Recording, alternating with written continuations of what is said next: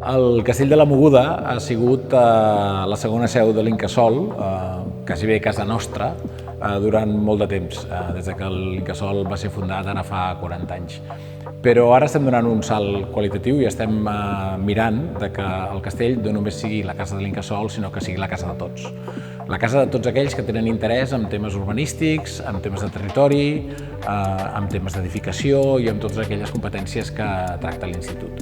És per això que hem iniciat un pla de remodelació del castell i d'arreglar les seves instal·lacions, d'adequar-les, de millorar-les i de fer-les accessibles perquè tothom que vulgui utilitzar el castell per fer coses relacionades amb el territori i amb l'urbanisme ho pugui utilitzar.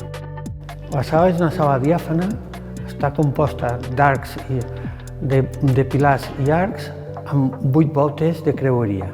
La rehabilitació que s'ha fet és una rehabilitació integral, tant d'acabats com estructural, amb una substitució integral de totes les instal·lacions. Totes les instal·lacions van a través del sostre aquest tècnic. Aquesta solera que estem trepitjant és un sostre tècnic, amb el qual hi ha la calefacció, hi ha totes les instal·lacions d'enllumenat, d'aigua, protecció d'incendi, etc.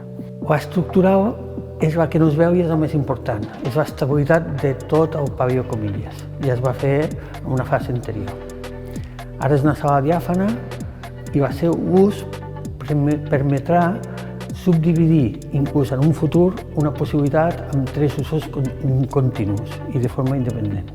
Hem començat, ja tenim aquesta primera sala adequada, ara iniciem les segones fases i esperem que ben aviat això sigui un centre d'estudis, un veritable centre d'estudis per temes de territori, de sostenibilitat, de descarbonització i de digitalització.